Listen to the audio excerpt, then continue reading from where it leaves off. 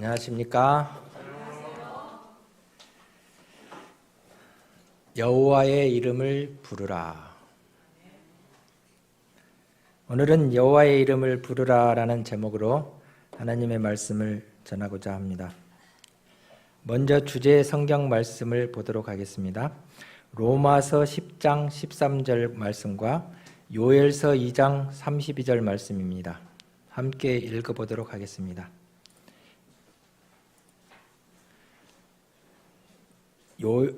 로마서 10장 13절 같이 읽겠습니다. 시작. 누구든지 주의 이름을 부르는 자는 구원을 받으리라. 요엘서 2장 32절입니다. 누구든지 여호와의 이름을 부르는 자는 구원을 얻으리니 이는 나 여호와의 말대로 시온산과 예루살렘에서 피할 자가 있을 것이미요 남은 자 중에 나 여호와의 부름을 받을 자가 있을 것임이니라. 이 두 성경 말씀은 이제 요엘 선지자가 말씀하신 것을 사도 바울이 또 인용하여서 말씀하신 것이라고 볼 수 있겠습니다. 여호와의 이름을 부르는 자는 구원을 얻으리라. 그렇게 되겠습니까? 예, 감사합니다. 먼저 믿음과 행함의 7장에 하나님이 인도하고 계심을 분별하는 방법이라는 내용이 있어서 잠깐 살펴보겠습니다. 사단이 바로 그대들의 눈앞에서 이적을 행하면서 그가 그리스도라고 주장하는 날이 다가오고 있다. 그러므로 만일 그대들의 말이 하나님의 진리 위에 굳게 서 있지 않으면 그대들은 그대들의 토대로부터 떠나게 될 것이다. 그대들의 유일한 안전책은 숨겨진 보화를 찾는 것처럼 진리를 찾는 일이다. 마치 땅속에 있는 보화를 찾는 것처럼 진리를 파내라. 하나님의 말씀인 성경을 하늘에 계신 그대들의 아버지 앞에서 드러내놓고 나를 깨우쳐 주소서, 진리가 무엇인지 나를 가르치소서라고 말하라. 그분의 성령이 그대들의 마음속에 들어오셔서 그대들의 심령에 영감을 줄 때 그대들은 성령을 쉽게 떠나가게 해서는 안 될 것이다. 그대들은 성경 연구를 통해서 모든 면에서 견고해지는 경험을 얻었다. 그러므로 그대들이 성경을 끊임없이 연구하는 것은 매우 중요한 일이다. 그대들이 분리되어 하나님의 자녀들과 만나는 특권을 갖지 못하는 위치에 놓이지 않도록 하나님의 말씀으로 마음을 채워야 한다. 그렇게 될 때 그대들은 마음속에 숨겨진 하나님의 말씀의 보화를 원하게 될 것이며 반대가 그대들의 주위에 몰려올 때 그대들은 모든 것을 성경으로 가져갈 필요가 있게 될 것이다. 예, 제가 이번 말씀을 준비하면서 말씀을 많이 봤습니다. 파고 팠는데 볼수록 더 어려워지더라고요. 그래서 힘들었는데 여호와 말씀은 정말 끝이 없고 한이 없다. 우리는 그 말씀 속에 일부라도 깨닫으면 얼마나 좋겠나 이런 마음을 가져봤습니다. 그래서 오늘 주제 성경절 말씀을 잘 이해하기 위해서 성경 말씀과 본교 성경 주석 예언해 주시는 말씀들을 살펴보았습니다. 그렇게 함께 연구한 것을 토대로 여러분들에게 전하겠습니다. 오늘의 말씀이 우리의 실생활에 깊이 실천되고 습관화되어서 구원에 이르는 우리 모두가 되기를 원합니다. 여호와의 이름을 부른다는 것은 제가 정리해 봤는데 이 네 가지로 표현될 수 있을 것 같습니다. 예배입니다. 그리고 기도이고 찬송이며 선교라는 것입니다. 여호와의 이름을 부른다는 것은 이 네 가지 내용이 포함된다고 할 수 있겠습니다. 어떤 것이 가장 나를 감동시킬까? 여호와의 이름을 부른다는 것에 내가 어느 것에 치중하고 있나? 이것을 골고루 잘 할 수 있으면 좋을 것 같습니다. 여기에 이제 몇 가지 여호와의 이름을 부르는 성경 말씀들이 있습니다. 그 말씀들을 살피면서 정말 여호와의 이름을 부른다는 것이 무엇인지 알아가도록 하겠습니다. 첫 번째, 여호와 이름을 부른다는 것은 그분께 다가가서 간절히 부르는 것이라고 나와 있습니다. 창세기 4장 26절에 셋도 아들을 낳고 그의 이름을 에노스라 하였으며 그때의 사람들이 비로소 여호와의 이름을 불렀더라, 이렇게 말씀하고 계십니다. 되게 우리가 생각할 때 주님의 이름을 부르는 것, 신약에서 많이 하지 않는가, 우리 기독교인들이 많이 하는 거 아닌가, 이렇게 생각할 수가 있습니다. 그런데 여호와의 이름을 부르는 것은 이 구약의 셋 시대에 시작되었습니다. 인류의 셋째 세대인 에노스로부터 시작되었습니다. 에노스는 창세기 4장에서 언급되는 인물인데 아벨을 대신하여 하나님께서 아담에게 주신 아들 셋의 아들입니다. 근데 그 이름이 에노스인데, 에노스라는 이름의 뜻이 아담은 사람이라는 뜻이고요, 에노스라는 것은 죽을 수밖에 없는 연약한 사람이다, 이런 뜻이랍니다. 그래서 어원을 보면 히브리어의 아나쉬에서 파생된 것인데 깨지기 쉽다, 약하다라는 뜻에서 나온 것입니다. 그래서 인간이 전적으로 무력한 존재라는 것을 의미합니다.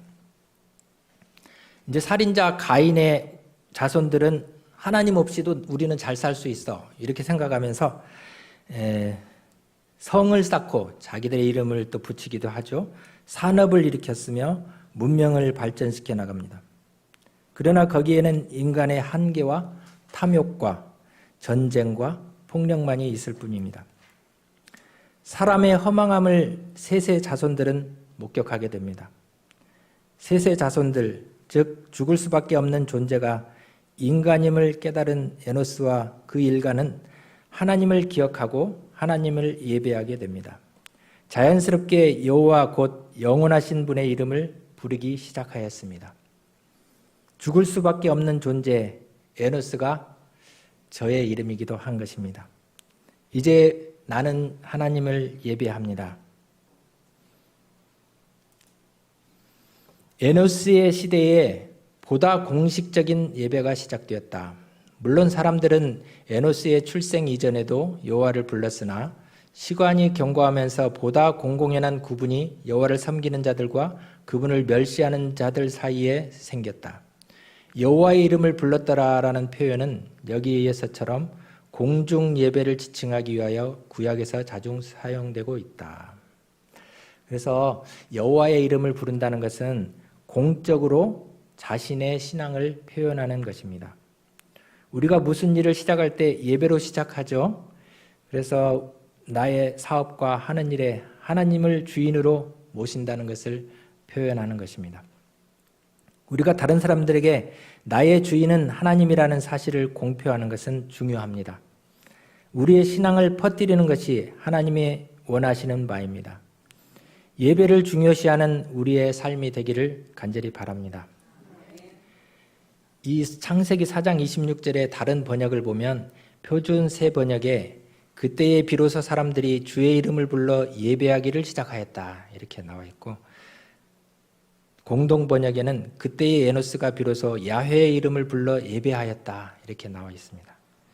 그래서 주의 이름을 부른다는 것은 공적 예배를 인도하고 그 예배에 참여하는 것을 의미하는 것입니다. 우리 모두는 예배를 중요시하죠? 우리 예배를 더욱 중요시해서 공적인 예배에 잘 참여하는 저와 여러분이 되기를 바랍니다. 두 번째 성경 말씀, 창세기 12장 8절의 말씀에서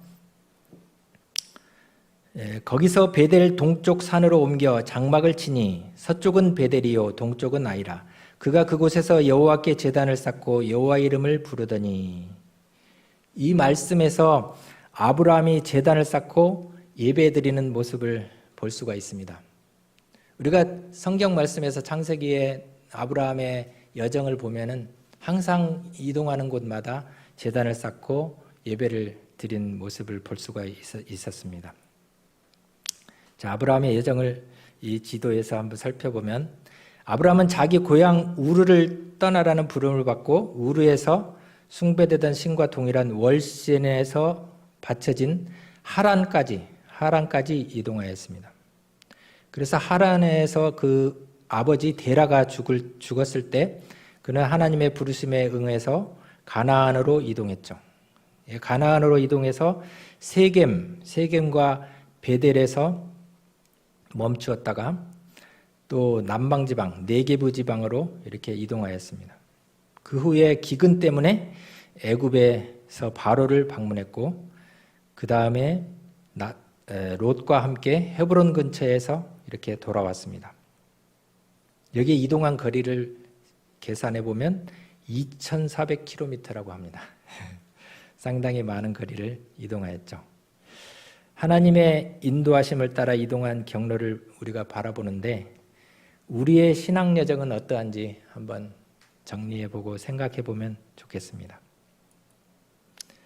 아브라함은 장막을 치는 곳마다 제단을 쌓았으며 자기 가족의 구성원들과 인근에 살고 있는 이방인들을 위해 공중 예배를 인도했다. 비록 그 예배는 아마도 기도, 희생제사, 그리고 의심할 바 없이 복음 전도에 관한 호소로 단순하게 이루어졌다. 많은 사람들은 그들의 신앙을 고백하기를 두려워하여 감추지만 아브라함은 그렇지 않았다. 그는 어디를 가든지 자신이 신뢰하고 순종하는 그분을 고백했다. 이 사람들이 항상 진리에 빛나는 모본이 되지는 못했으나 가나안인들을 자기 자신들의 삶의 방식과 히브리인들의 삶의 방식에서 차이를 보지 않을 수 없었다.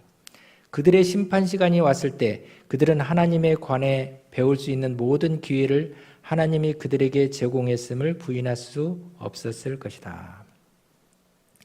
그래서 여호와의 이름을 부르는 것은 제단을 쌓고 공중 예배를 드리는 일인데 그 아브라함을 통해서 주의 이름이 많은 이들에게 전파되었습니다. 그리고 그래서 그곳에 사는 가나안인들이 주님을 모른다고 하는 일이 없도록 그렇게 아브라함은 열심히 공중 예배를 드렸던 것입니다. 우리는 공공연히 주의 이름을 증거하는 삶을 살아야 하겠습니다. 다음 성경절에 여호와의 이름을 부른다는 것은 믿음으로 부르는 것이다. 이렇게 정리되었습니다.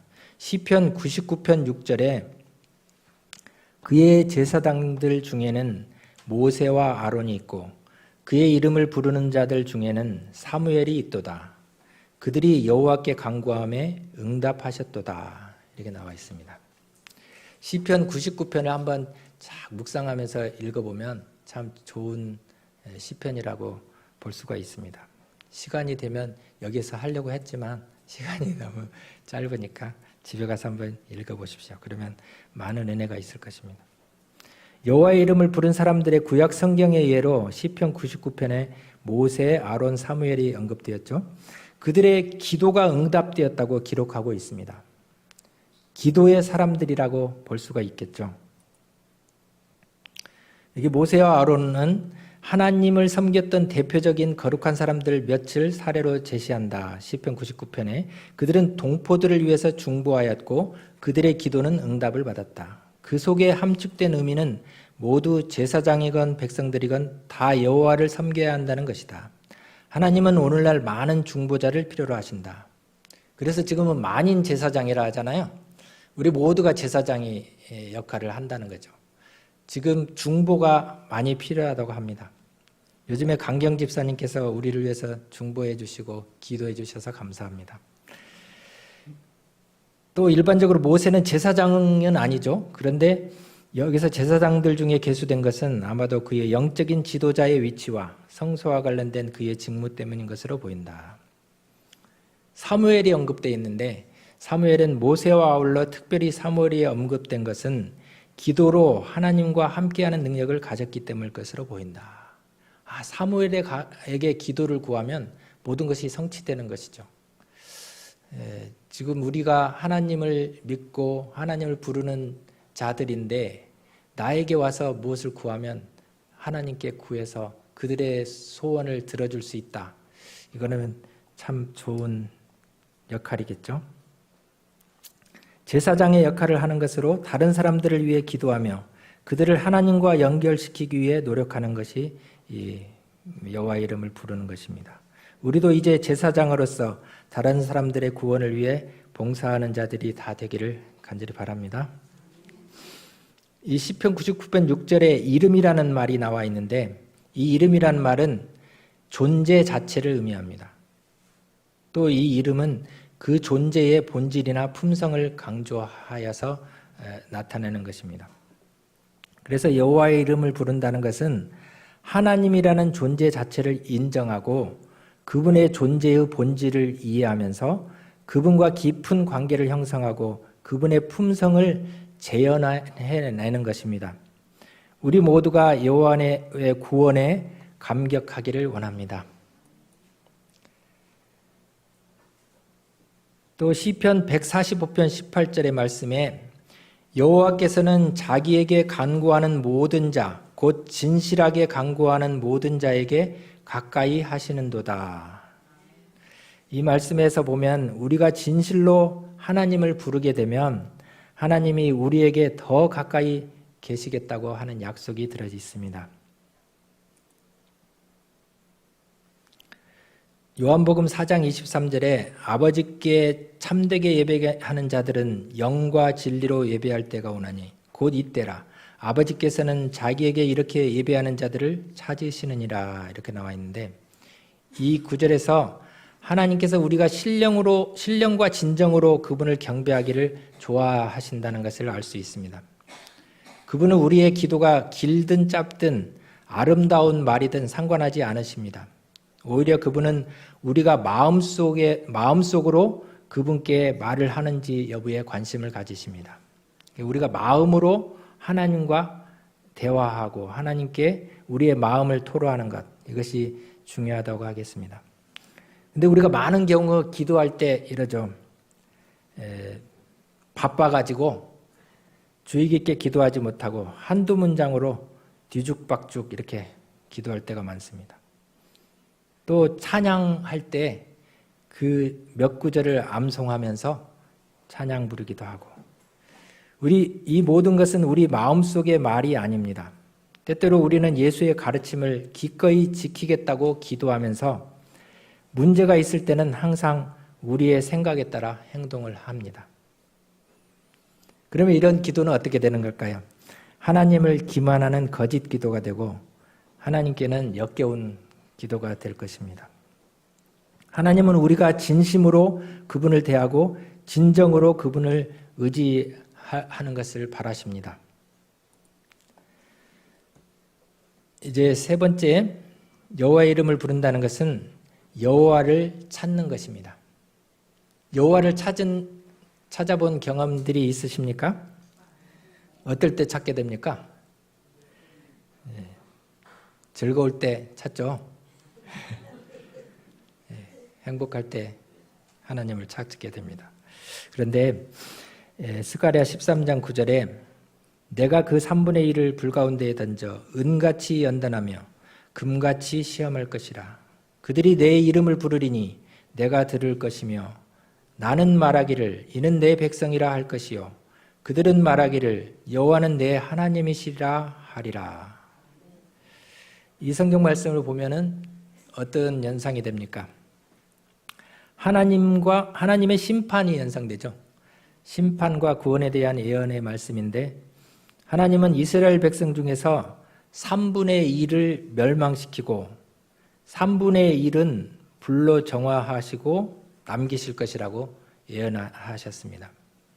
그리고 그 남은 자들은 하나님의 이름을 부르고 인정할 것이고 하나님도 그들을 자기 백성으로 받아주실 것이라고 이렇게 말씀하고 있습니다. 그래서 여호와의 이름을 부른다는 것은 심판의 날, 환난의 날 하나님을 찾게 되는 것입니다. 그날에 여호와를 부름으로 구원함을 얻고 하나님의 백성으로 인쳐질 수 있는 것입니다. 그때 그날에 여호와의 이름을 부를 수 있으려면 어떻게 해야 할까요?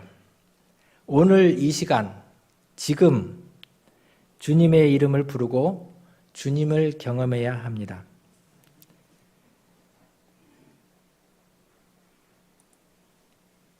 스가랴 7장 13절에 보면은 내가 불러도 그들이 듣지 아니한 것처럼 그들이 불러도 내가 듣지 아니하리라.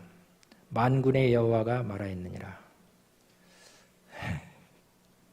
아까 다 들어주신다 했는데 불러도 대답하지 않으시는 하나님이 계십니다. 북방 왕조에게 내린 멸망, 북방 이스라엘의 멸망의 때인데요. 직접 하늘에서 내린 형벌이었습니다. 아수르 사람들은 단지 하나님께서 당신의 목적을 성취하기 위해 사용하신 도구에 불과하였습니다. 사마리아가 함락되기 전 짧은 기간 동안 예언하기 시작한 이사야를 통하여 여호와께서는 아수르 대군을 나의 진노의 막대기라고 말씀하셨습니다. 백성에게 내린 극심한 형벌은 피할 수도 있었습니다. 그러나 유수라는 징계가 도덕적 계획을 이루기 위해 필요하다는 사실이 분명해졌을 때 징벌을 제거해달라는 애걸은 무시되었습니다. 이제 이스라엘에서 그 아수르로 포로로 잡혀가는 일이 허락된 것입니다. 선지자와 왕 292쪽에 보면은 주께서는 열 지파에게 내리신 무서운 형벌 중에서도 현명하고 자비로우신 목적을 가지고 계셨다. 그는 저희 선조들 땅에서 그들을 통하여 그 이상 행하실 수 없었던 일을 저희를 이방인 중에 흩으심으로 성취하고자 하셨다. 인류의 구주를 통하여 용서받기를 선택할 모든 사람을 위한 구원의 계획은 성취되어야 하였고 이스라엘에게 이르러 온 고통 중에서 그는 세상 열국에게 당신의 영광을 나타낼 길을 준비하고 계셨다. 이스라엘 백성들이 해야 할 일은 무엇이었습니까? 정말 이 선택된 백성들이 정말 하나님을 잘 섬겨가지고 이웃 백성들이 와서 솔로몬 때 왔던 것처럼 많은 사람들이 와서 하나님을 배우게 되고 이렇게 해서 모든 민족들이 하나님을 잘 알게 되는 그런 목적이었는데 그렇지 못했기 때문에 흩으신 것이죠. 우리에게 도덕적 개혁이 필요될 때 우리가 하나님을 계속 불러도 반응하지 않을 때 하나님이 우리를 계속 불러도 반응하지 않을 때 우리에게 징계가 주어집니다. 우리에게 내려진 징계를 통하여 하나님은 새로운 일을 성취하십니다. 포로로 잡혀간 자들이 모두 회개하지 않은 사람들은 아니었습니다. 그들 중에는 하나님께 충실한 사람들과 하나님 앞에 스스로 겸비한 사람들이 있었습니다. 이 사신 하나님의 자녀들을 통하여 하나님께서는 당신의 품성의 특성과 당신의 율법의 은혜의 지식을 아수르 나라에 있는 군중들에게 주시고자 하셨습니다. 우리가 하나님의 뜻을 잘 행한다고 하여서 이런 포로로 잡혀가는 일에서 제외를 받는 것이 아니고 다니엘, 에스겔 다 선지자들 하나님을 잘 섬기는 자들이었잖아요. 그들이 그곳에 간 이유는 하나님을 나타내기 위해서 그곳에 가게 된 것이죠. 여호와의 이름을 부른다는 것은 네 번째는 진실한 믿음을 가진 사람은 누구라도 구원이 보장되리라는 것입니다. 누구든지 주의 이름을 부르는 자는 구원을 받으리라. 주의 이름을 부르는 자는 구원을 받습니까? 모두가 구원을 받습니까? 그게 제가 이 설교 말씀을 준비한 계기가 빌리그레암 목사에게 그러면 누구든지 주의 이름을 부르는 자는 구원을 받게 됩니까? 이렇게 질문을 했어요. 그러니까 빌리그레암 목사님이 주의 이름을 부른다는 의미가 무엇인가 잘 알아야 한다는 거죠. 그 의미, 요즘에 이제 주여 주여 이렇게 기도하는 교회도 많이 있죠. 주님을 많이 부르거든요. 이 단상에서도 주여 주여 이렇게 하고 기도하는 부류들이 많아요. 근데 이제 부르는 것이 중요한 게 아니고 나의 뜻과 하나님의 뜻이 이렇게 화합이 되면서 정말 하나님의 뜻이 나에게 이루어져서 하나님의 뜻을 내가 잘 이해하고 그 뜻을 구현해내는 삶이 이루어질 때 이 구원에 이르게 되는 것이죠. 그래서 주의 이름을 부르는 자는 구원을 얻으리라. 정말 쉬운 것 같은데 또 어렵기도 합니다. 주를 부르거나 주의 이름을 부르는 것은 주를 경배하는 것이죠. 요즘에 우리가 이제 교과 공부를 하는데 그 모든 말씀이 다 여기에 해당되는 것 같아요. 그 마지막 때에 하나님을 두려워하며 경배하라 하잖아요. 그것이 바로 여호와의 이름을 부르라는 초청인 것입니다. 우리가 여호와의 이름을 더 잘 부르고 여호와의 이름이 어떤 의미인지, 나에게 무슨 것을 제공하시는지 그런 것들을 잘 알면서 여호와의 이름을 부르는 그런 모든 저와 여러분이 되기를 바랍니다. 그래, 히브리인들은 여호와를 부르는 자들로 알려져 있었죠. 그러면은 신약의 그 그리스도인들은 누구를 불렀을까요? 여호와를 불러야 하는데, 그러면 아까 여호와를 부르는 자는 구원을 얻으리라 했는데 여호와의 증인은 구원을 받겠죠. 그러니까 그 성경절을 토대로 만들어진 교회가 여호와의 증인인 것 같더라고요. 여호와를 부르고 여호와를 전하고 이런 일을 하는 자들이 구원을 받는다. 이런 토대에서 여호와 증인이 생긴 것 같아요. 이게 좋은 뜻에서 생긴 거잖아요. 여호와의 증인도. 우리가 진정한 여호와의 증인이 되려면 어떻게 돼야 할까? 고린도전서 1장 2, 3절에 보면은 주 대신 예수 그리스도의 이름을 부르는 모든 자들에게라고 나와 있습니다. 그래서 이제는 주 예수 그리스도를 여호와로 부르는 자들이 되는 것입니다. 그래서 그리스도인은 예수 그리스도를 부르는 자들로 나타나는 것이죠. 그 당시에 이스라엘 백성들이 이렇게 어떻게 생각했을까요? 예수님 사람인데 그 나사렛에서 사는 그 나사렛에서 태어난 그 사람인데 그분을 주 여호와로 부를 수 있을까? 예수 그리스도, 주 예수 그리스도라고 부르는 것 참 참남될 수가 있겠죠. 참 어려웠던 일인 것 같아요. 그런데 하나님을 경험하고 예수님을 경험한 사람들이 주 대신 예수 그리스도라고 이렇게 불렀습니다. 사도행전 7장 59절 60절에 스데반은 죽음의 순간에 그 순교를 당하는 그 순간에 주 예수여 주여 이렇게 부르짖었습니다. 그리고 하나님의 뜻이 이루어지기를 간절히 바랐고 이 자들을 용서해 달라고 예수님이 하신 기도를 똑같이 하는 모습을 볼 수 있습니다. 예수님의 품성이 재현된 모습이죠. 스데반에게. 근데 사도 바울은 주의 이름을 부르는 모든 사람들, 이 이름을 부르는 사람들을 또 결박하고 잡아들이려고 노력했던 모습을 볼 수 있습니다. 22장 16절에 보면 주의 이름을 불러 침례를 베풀고 이렇게 나와 있습니다. 여기에서 보면은 그리스도에게 이렇게 표현이 들어가 있다는 것은 예배는 하나님께 드려야 하는 거잖아요. 근데 주 예수 그리스도를 주라 부르고 이렇게 하면 어떻게 되는 겁니까? 예수님을 하나님으로 모시는 거잖아요. 그렇죠? 그래서 하나님은 신성의 존재다라는 것을 인정하는 것입니다. 그래서 주 예수 그리스도의 이름을 부르는 것은 예수님은 나의 하나님이시다라는 것을 표명하는 것입니다. 그래서 공적 예배에서 예수님이 하나님 되심을 표명하는 것이라고 할 수 있겠습니다. 우리 성도님들은 진정 예수님을 나의 주로 모시고 사십니까? 나의 주님 되신 예수님, 나의 모든 것을 관장해 주시는 예수님, 감사하죠? 가래 뽑은 기별 1권 394페이지에 우리들은 구원의 우물에서 물을 길어야 한다. 그리스도는 모든 믿는 자에게 의를 이루기 위하여 율법의 마침이 되셨다. 이렇게 나와 있습니다. 이것은 로마서 10장 4절에 나와 있는 말씀을 토대로 된 말씀이라고 할 수 있는데요.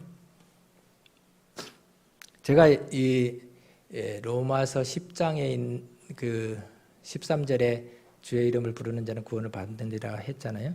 그것을 정말 뜻이 무엇인가 알기 위해서 로마서 10장, 11장을 잘 여러분 연구를 했어요. 그것을 오늘 다 하려고 했는데 그러면 시간이 너무 이렇게 돼서 로마서 10장과 11장을 잘 연구해 보면 이스라엘 백성들 또 유대인들에게 하나님이 원하셨던 것이 무엇인가, 그들이 실패하게 된 것은 무엇 때문인가, 이렇게 다 나와 있거든요. 여기에서 율법은 우리의 죄와 잘못, 부족을 지적하므로 구주에 대한 필요와 예수 안에서만 발견할 수 있는 용서와 의에 대한 필요로 우리를 인도한다. 율법이 예수 그리스도에게 우리를 인도한다는 것이죠. 율법을 보면 우리는 그걸 어떻게 지켜, 이렇게 우리의 연약함을 드러내게 되잖아요. 그래서 예수님이 필요하다는 것을 율법이 알려줍니다. 그런 의미에서 그리스도는 율법의 마침입니다.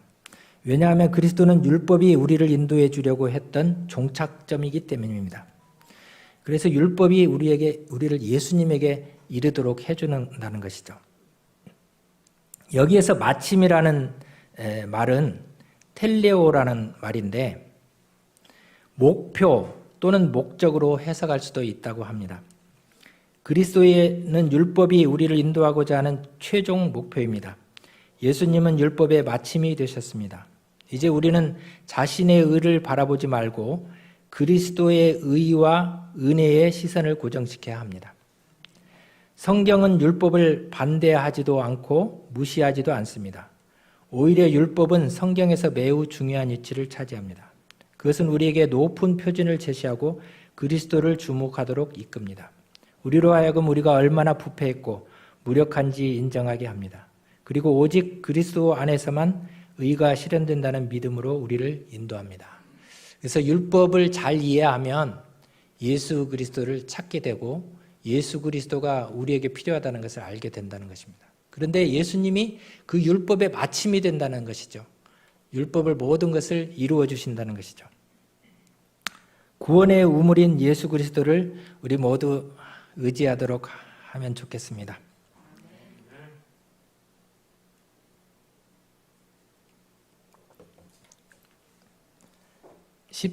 로마서 10장 17절에 그러므로 믿음은 들음에서 나며 들음은 그리스도의 말씀으로 말미암았느니라. 17절의 말씀은 참된 믿음의 본질과 근원에 대한 중요한 내용을 말씀하고 계시는데요. 진정한 믿음은 합당한 증거도 없이 발휘되는 맹목적인 신뢰가 아니라는 거죠. 뭔가 근거가 있게 우리가 믿음을 행해야 한다는 것입니다. 믿음은 우리가 볼 수 없는 것들에 대한 확신이며 이 확신은 지식에 기초해야 하고 지식은 그리스도에 관한 기별인 하나님의 말씀 위에 기초해야 합니다. 변화시키고 영속적인 믿음을 개발하는 수단으로 정기적이고 열심 있는 성경 연구를 대신할 수 있는 것은 없다는 것입니다. 그래서 우리가 그리스도의 말씀, 성경 말씀, 하나님께서 주신 말씀을 자꾸 연구하고 그렇게 할 때 우리에게는 믿음이 나고 그 들음이 있는 거예요. 들음이 있고 거기에서 믿음이 나타나고 그 믿음이 정말 확고한 믿음으로 자라날 수 있겠죠. 이제 성경을 읽을 때 우리가 정직하게 읽어야 한다는 것인데 시대의 소망 241페이지에 만일 그들이 성경을 정직하게 상고하고 그들의 이론을 하나님의 말씀에 비추어 시험해 보았더라면 예수께서 그들의 완고함 때문에 우실 필요가 없었을 것이다. 그들은 예수가 메시아가 되시는 증거를 훤히 알 수 있었을 것이며 그들이 긍지를 가졌던 성을 파멸시킨 재앙도 피할 수 있었을 것이다. 그러나 유대인들의 마음은 그들의 몰지각한 완고함으로 말미암아 편협해졌다. 이스라엘 백성들이 참 구원함을 받고 메시아를 정말 잘 바라보고 그분을 영접하였더라면 얼마나 좋은 일이 일어났을까요? 이 세계가 완전히 바뀌었겠죠. 근데 예수님이 다시 오실 때 초림 때에 유대인들이 실패한 전철을 우리가 밟아야 할까요? 그런 전철을 밟을 필요가 없겠죠. 주님과 지금 대화하며 주님의 마음이 원하는 바를 행하고 주님께 우리의 마음을 드리시기를 바랍니다. 우리가 이 시대의 남은 무리라는 개념을 묵상해 보십시오. 우리가 이 시대의 남은 무리인 것이 확실합니까? 하나님은 모든 시대에 남은 자들을 두셨습니다. 택함을 받은 백성이 하나님을 등지고 떠날 때에도 그들 중에 남은 자를 두시고 자비의 손을 거두시지 않았습니다. 심지어 유다 나라가 패망할 때에도 희망의 그루터기를 약속하셨습니다. 남은 자는 모두를 향한 하나님의 자비를 상징합니다. 우리는 이 시대의 남은 자로서 우리에게 맡겨진 영원한 복음을 전하도록 택하심을 받았습니다. 이것은 말세의 모든 자들을 향한 하나님의 자비와 구원을 선포할 부르심입니다. 이 시대의 남은 자로서 주의 이름을 부른다는 것은 주의 이름의 아름다움을 널리 전하는 일이 포함됩니다. 우리의 주님의 이루신 일이 헛되지 않도록 죽어가는 많은 영혼들을 주님께 돌이키는 일에 열심을 내는 저와 여러분이 되기를 간절히 바랍니다. 요한계시록 15장 4절에 주여 누가 주의 이름을 두려워하지 아니하며 영화롭게 하지 아니하오리까 오직 주만 거룩하시니이다. 주의 의로우신 일이 나타났음에 만국이 와서 주께 경배하리이다. 이제 하나님을 멸시한 자들이 마지막에 이렇게 고백하는 것입니다. 하나님은 거룩하십니다. 그리고 다 하나님을 경배하게 되는 날이 온다는 것입니다. 하나님을 멸시한 자들은 그분이 항상 은혜롭고 오래 참아왔다는 사실을 마침내 인정할 것이다. 각시대 대전투 670페이지에 이 성경 코테이션이 있습니다. 로마서 11장 22절에 그러므로 하나님의 인자하심과 준엄하심을 보라. 넘어지는 자들에게는 준엄하심이 있으니 너희가 만일 하나님의 인자하심에 머물러 있으면 그 인자가 너희에게 있으리라. 우리가 인자하심에 머무르느냐 엄히하심, 준엄하심에 머무르느냐 이것은 우리의 선택에 달려있는 것입니다. 인자하심이란 뜻은 이웃을 향한 친절한 성향으로 이렇게 정의될 수 있는데 인간이 하나님을 알고자 하는 갈망이 없을 때 그들의 깨달음은 어두워지고 이 같은 친절한 성향을 갖지 못하게 됩니다. 준엄하심은 잘라내는 것이며 그 엄격함에 굽힘이 없는 것이라는 뜻입니다. 그래서 이방인에 대한 하나님의 취급은 그가 인간에게 친절이 가득하고 오래 참는 분임을 보여주었습니다. 그래서 하나님의 인자하심은 스스로의 공로나 특권적 지위보다 그분을 신뢰하는 자들에게 항상 인자하심으로 나타납니다. 그런데 한편 유대인에 대한 하나님의 취급은 자기 자신들을 의지하는 자들에게 그가 행사해야만 하는 엄위를 드러냅니다. 그래서 자기를 의지하는 자들에게는 엄위하심으로 나타나시고 하나님을 의지하는 자들에게는 인자하심으로 나타나시는 거죠. 우리가 인자하심에 거해야지 되겠죠? 자꾸 자기 자신을 바라보고 자기 자신을 의지할 때에는 엄위하심에 자기를 노출시키는 겁니다. 그러면은 우리가 징계를 받고 그럴 일을 밖에 없겠죠. 진정한 자아 발견을 하려면 어떻게 해야 할까? 실물교훈 158페이지. 마음에 없는 겸손을 입술로 나타낼 수 있다. 하나님께 심령이 가난하다고 말하는 중에도 마음속에는 자기의 의의를 자랑하고 겸양의 덕이 풍부하다는 자만심으로 가득 찰 수 있다. 자신에 대한 진정한 상태를 알 수 있는 유일한 방법은 그리스도를 쳐다보는 것이다. 참 우리가 말로는 겸손하고 또 하나님이 최고라고 이렇게 말을 하면서도 마음속으로는 그렇지 않을 때가 너무 많이 있습니다. 그런데 우리가 그리스도를 정말 잘 쳐다보고 바라본다면 나의 모습을 잘 알 수가 있다는 것이죠. 로마서 11장 33절에서 36절에 있는 말씀 한번 읽어보면 깊도다 하나님의 지혜와 지식의 풍성하며 그의 판단은 헤아리지 못할 것이며 그의 길은 찾지 못할 것이로다. 누가 주의 마음을 알았느냐? 누가 그의 모사가 되었느냐? 누가 주께 먼저 들여서 갚으심을 받겠느냐? 이는 만물이 주에게서 나오고 주로 말미암고 주에게로 돌아감이라. 그에게 영광이 세세에 있을지어다. 아멘. 예, 깊도다. 측량할 수 없고 다함이 없는 충만함을 나타냅니다. 하나님의 지혜의 어떤 것은 알 수 있으나 모든 것을 다 알 수는 없습니다. 위대한 지성과 하나님의 세월에 대한 예리한 통찰력을 가진 바울조차도 하나님의 결정과 길이 인간의 제한된 이해를 초월한다는 사실을 인정하지 않을 수 없었습니다. 하나님은 우리에게 가장 좋을 만큼 그의 지혜와 목적을 계시하십니다. 그 이상에 대해서 우리는 그의 사랑, 긍휼, 그리고 능력의 풍부한 증거에 의존해야 합니다. 창조된 모든 것들은 모든 사람 가운데 역사하시는 그의 덕택으로 지속적으로 존재하고 활동합니다. 그리고 만물은 그분의 목적과 그분의 이름의 영광을 성취하는 방향으로 나가도록 지시됩니다. 그에게 영광이 세세에 있을지어다. 아멘. 이렇게 바울이 이야기한 것은 하나님의 모든 인도하심이 정말 지당하고 옳습니다 하는 인정입니다. 우리도 그런 인정을 할 수밖에 없겠죠.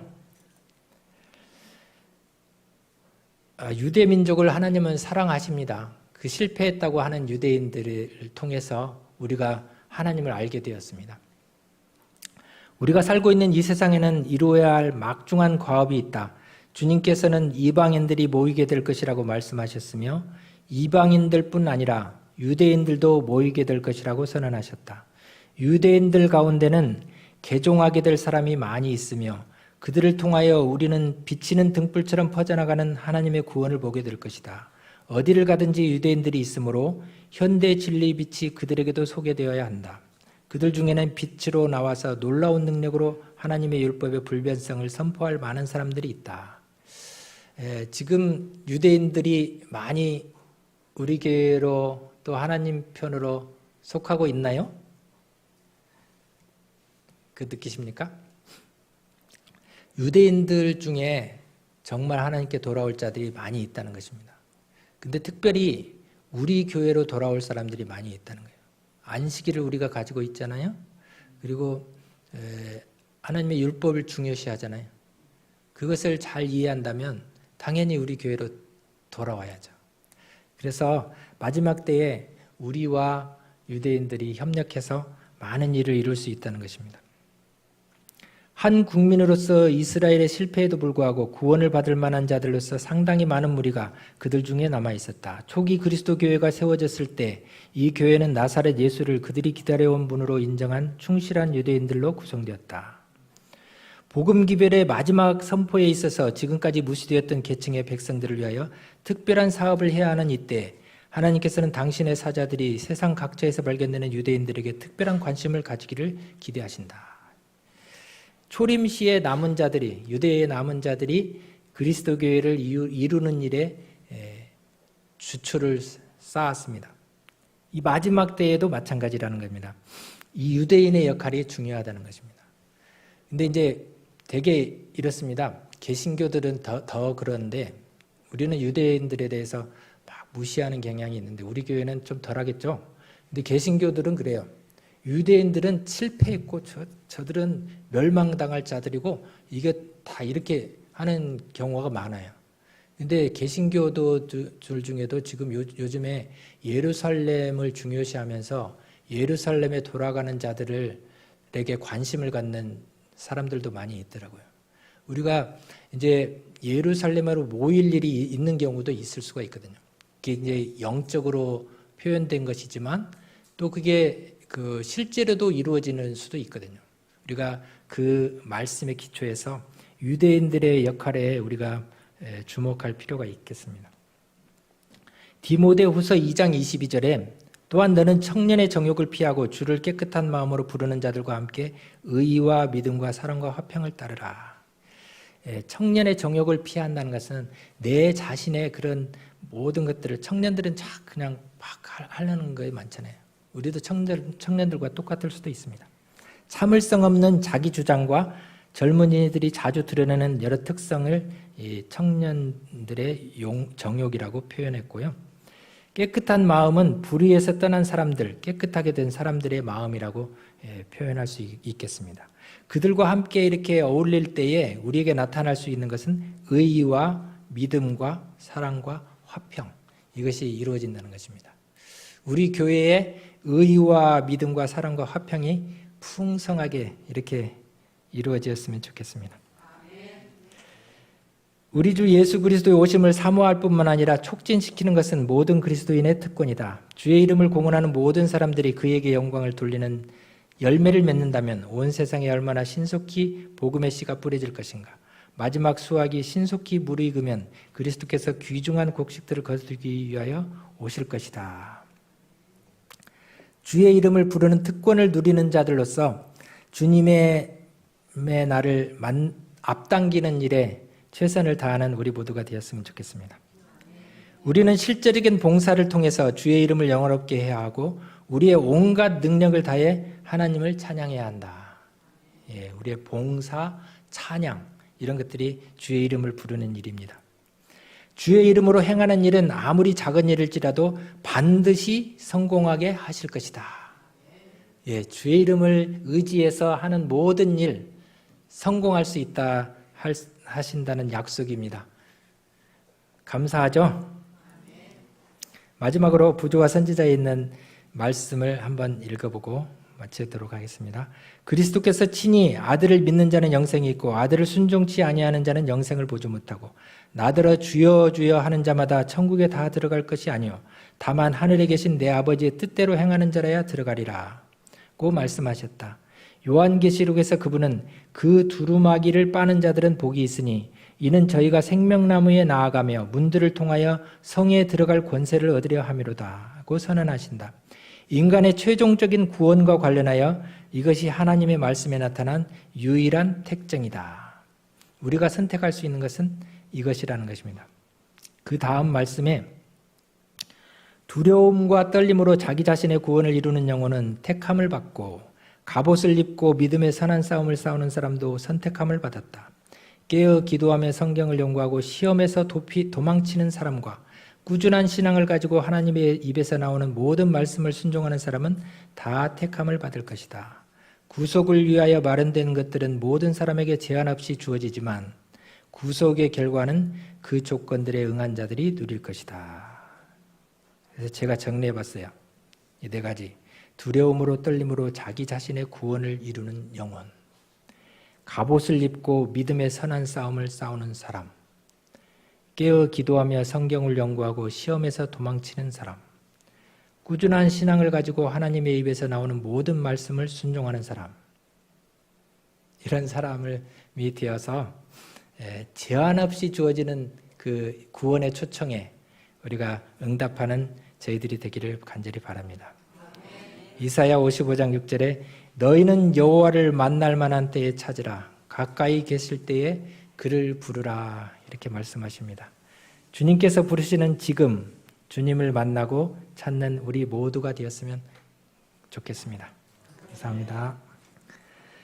하늘에 계신 하나님 아버지, 저희들에게 구원의 길을 보여주시니 감사합니다. 주님의 이름을 열심히 부르면서 주님을 닮아가는 저와 여러분이 되기를 간절히 바랍니다. 주님께서 저희들을 인도하여 주셔서 그 마지막 사업을 마치는 일에 중요한 역할들을 감당해내는 저희 성도님들이 되게 인도하여 주시옵소서. 마지막 날 주님께서 저희들을 잘하였도다 충성된 종이다라고 말씀하실 그날을 사모하면서 주님의 이름을 부르는 저와 여러분이 되기를 간절히 바라면서 예수님의 이름으로 기도합니다.